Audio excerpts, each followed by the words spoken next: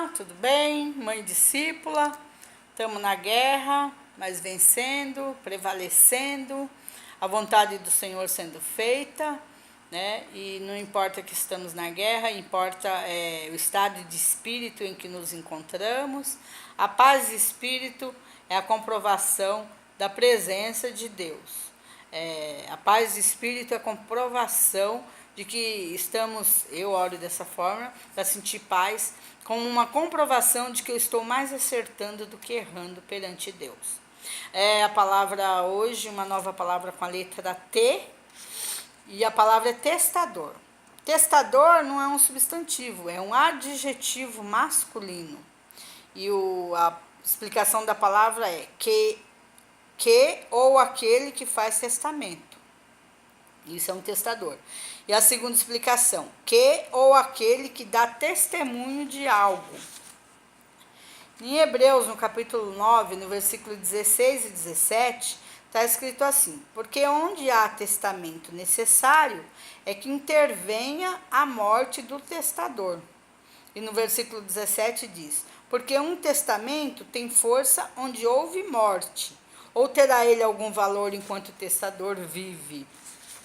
Então, nós tivemos um testador, toda a terra, toda a humanidade já teve um testador, né, que foi o nosso Senhor Jesus o Cristo, que morreu por todos, para que nós recebêssemos, fosse colocados, chamados de testamento. Nós estamos dentro de um testamento, onde o sangue de Cristo foi derramado, né?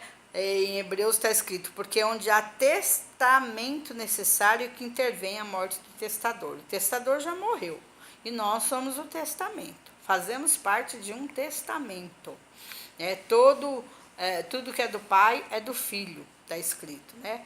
No versículo 17 diz, porque um testamento tem força onde houve morte, ou terá ele algum valor enquanto o testador vive? Aí já vem uma outra questão, né? Muitos que desejam a morte de alguém, de um familiar, né? Normalmente de um familiar, por conta de herança, porque ele sabe que ele não vai ter testamento, ele não vai ter herança enquanto o testador vive.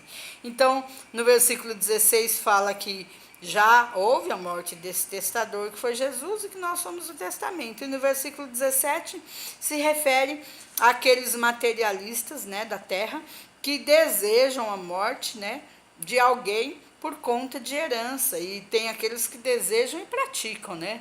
Tantos homicídios e suicídios e feminicídios que existem por conta de testamento, por conta de herança, né? Porque querem entrar num testamento, querem fazer parte de uma herança, e não vai ter valor nenhum essa herança se aquele testador ainda vive.